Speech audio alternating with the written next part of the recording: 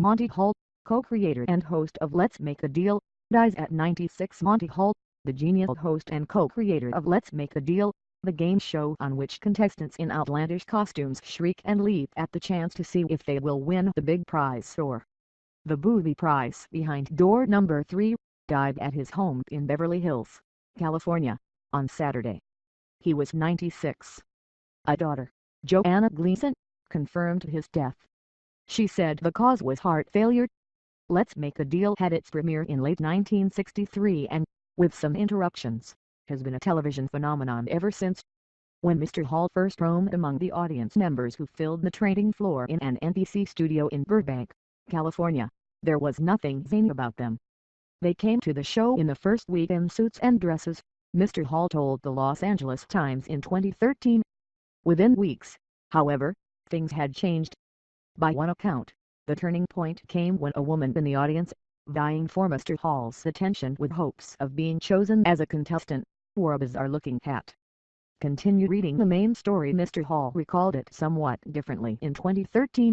The game changer, he said, was a woman carrying a sign that said, "Roses are red, violets are blue. I came here to deal with you." Whatever it was that opened the floodgates, would-be deal makers were soon showing up wearing live bird hats, Tom Sawyer costumes or boxes resembling refrigerators. Some simply waved signs pleading, "Pick me." It was all for the chance to barter their way to a big prize. A woman might sell Mr. Hall the contents of her handbag for $150, and then agree to trade that $150 for whatever was behind a curtain, or in a big box, in the hope that it was something valuable, say, a $759 refrigerator freezer stocked with $25 worth of cottage cheese and a $479 sewing machine. She could then compound her glee by being smart enough not to trade it all back for the old purse and whatever amount of cash Mr. Hall had slipped into it, maybe a hefty amount or maybe a measly $27. If she went for the deal that turned out to be a loser, she was, in the language of the show, zonked. At the end of the show, the two biggest winners were given a shot at the big deal. They could trade their winnings for whatever was behind one of 3 doors, a new car, perhaps, or $15,000 in cash, or, if they were not so lucky, something worth less than what they had traded. All the while, the affable, smooth-talking Mr. Hall gave no hint of where the treasure might lie.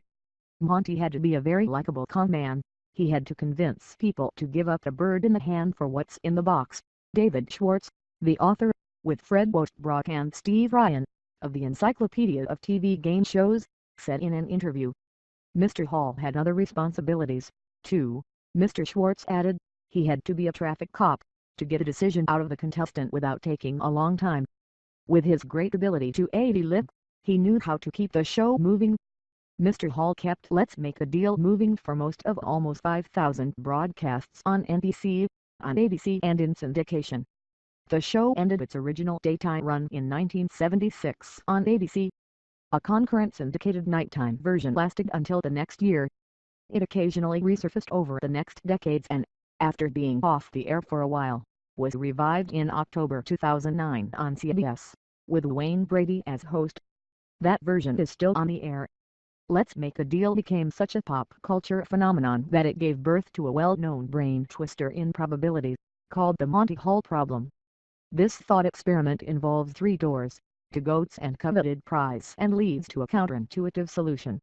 The show itself could give rise to the unexpected. "You get some strange moments," Mr. Hall said in 2009.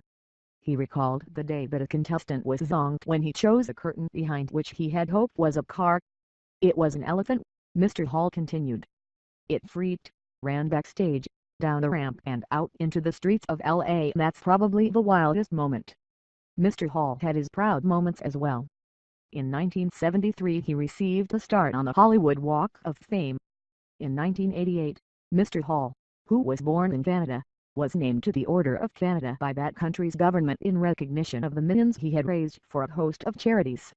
In 2013 he was presented with a Lifetime Achievement Award at the Daytime Emmys. Born in Winnipeg, Manitoba, on August 25, 1921, Monty Hall, he later changed the spelling of his first name and took the stage name Hall. Was one of 2 sons of Maurice Hall, the butcher, and the former Rose Rusin, a teacher. He earned a bachelor's degree in chemistry and zoology from the University of Manitoba. But, smitten by applause while appearing in college musicals, he moved to Toronto and began working as an actor and singer.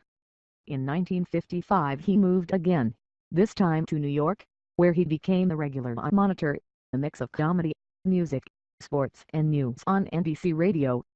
5 years later, Mr. Hall moved to Hollywood to host Video Village, a CBS TV show on which contestants played a role of tokens on a human-size game board. He teamed with the writer and producer Stephen Haydos to create Let's Make a Deal in 1963.